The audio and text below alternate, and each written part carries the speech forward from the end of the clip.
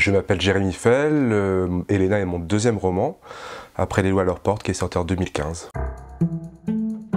Alors effectivement, je suis un grand lecteur de littérature américaine, mais je suis un grand consommateur de séries américaines et de films américains. Le premier roman déjà se passait en grande partie aux États-Unis, se passait aux États-Unis, en France et en Angleterre, et le deuxième, ça m'a paru assez normal, assez logique qu'il se passe au Kansas, parce que je voulais retrouver un peu le paysage du premier chapitre des lois à leur porte. C'est un roman qui ne parle pas forcément de l'Amérique, qui n'est pas forcément une vision réaliste de l'Amérique.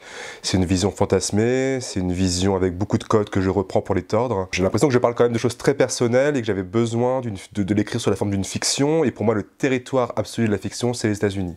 C'est pour ça que j'ai placé l'action de ce roman aux États-Unis.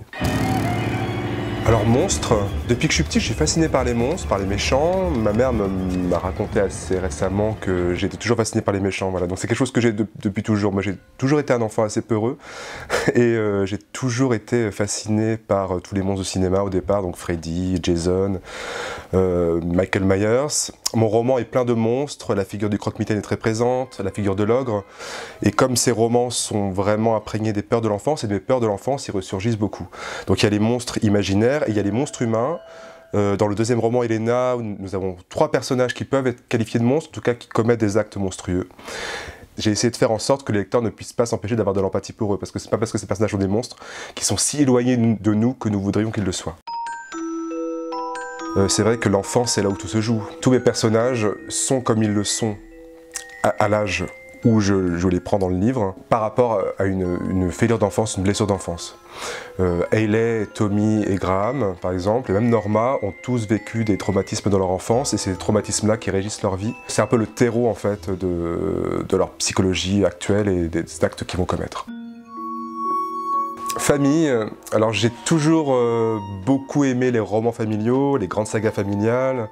La cellule familiale, c'est là où tout peut se jouer, où les pires choses se jouent, entre les 4 murs d'une maison. Norma arrive à maintenir un certain équilibre, et un peu comme dans Théorème de Pasolini, il va y avoir un personnage qui va rentrer dans cette famille et qui va faire déclencher une explosion. Et donc Elena est construite comme ça, on voit les personnages les uns après les autres, on ne connaît pas encore les liens qui les unissent, souvent ce sont des liens familiaux, et après, il y a un moment où tout explose dans le livre, d'une façon très graphique, et on va suivre les personnages, chacun dans leur trajectoire.